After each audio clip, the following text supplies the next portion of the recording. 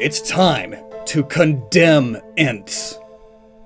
Oh, no, I'm so sorry. Ooh, I meant to say condiments. I'm sorry. Can I offer you an egg in this trying time? We're going over the history of a bunch of condiments. It's cool, trust me. And today it's mayonnaise. It's made of eggs, and it's pretty divisive. People tend to either love it or hate it. And yes, it can be an instrument. Mayo and its warpath. Mayonnaise, or MayHONnaise, is a work of French black magic. Modern day guy who probably knows some things, Gabriel Roth, explains mayo as ketchup's dark twin, setting brother against brother wherever it is spread. And it's true. Mayonnaise is hated by many with the passion of 1,000 burning suns, and maybe it deserves that. But is it really French black magic? Is the science not there?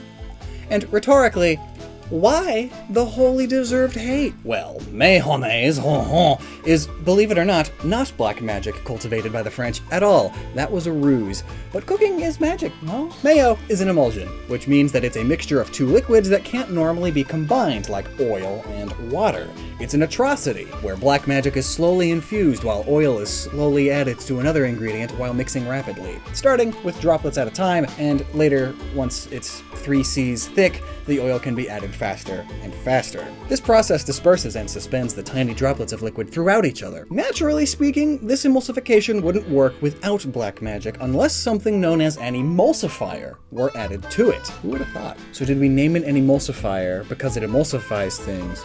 Or did it take people a really long time to realize an emulsifier is able to emulsify things?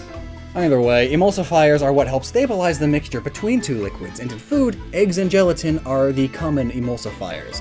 In mayo, it's the egg yolk that contains lecithin, which is a fat emulsifier, allowing the oils to bond with things that they otherwise could not bond with. Yeah! You're getting a science-taught lesson in this history lesson. Speaking of which, when do we get to the history?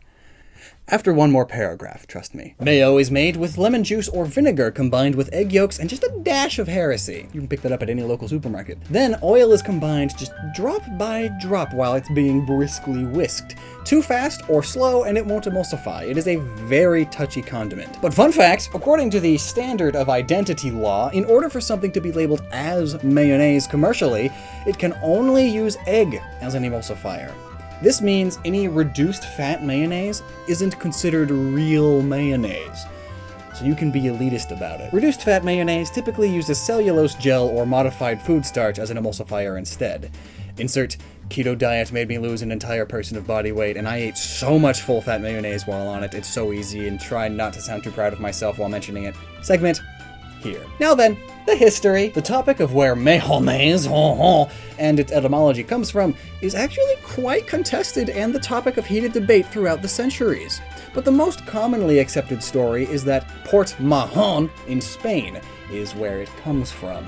The third Duke of Richelieu beat the British armies at Port Mahon in 1756 and wanted to celebrate. His chef needed some sauce with cream and eggs, but was out of cream and substituted olive oil. Thus, the new MayHONnaise was named after the port in honor of the Duke. Except, it may not have been invented here, as emulsified sauce already existed.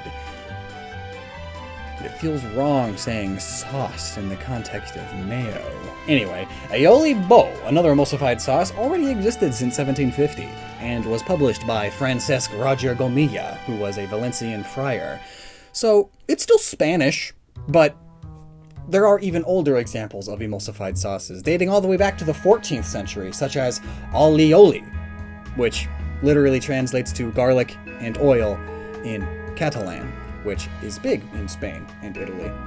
But another possibility is Charles de Lorraine, the Duke of Mayenne. So what did he do to have a sauce named after him? Well, similar to the Battle of Port Mahon, it involves conquest. In 1589, Charles de Lorraine absolutely insisted that he finish his meal of chicken and cold sauce, probably similar to modern mayonnaise, despite his armies being attacked, and was later defeated in the Battle of Arques. Later though, a prominent French dude, Grimond de la Rayenne, who did some stuff, I'm sure, like, he's one of the founders of the modern French culture thing. Like, he literally wrote the book on table etiquette. You know, the fork on the left of the other fork thing. Yeah, that guy. Everyone hates him, except for the French and Quebecians. He outright hated mayonnaise and rejected the name MayHONnaise. His reasoning? It's not French enough. It's not French enough? So he renamed it. Now it's called MayHONnaise, after the city of Bayonne, a French city that supposedly had the best ham in Europe. This is centuries later, by the way. So ultimately, nobody knows where mayonnaise originally came from. It just sort of evolved over time before becoming commercially available much, much more recently. But the things we know for sure are that it's from Western Europe, probably from Spain, until the French decided they wanted to have invented it.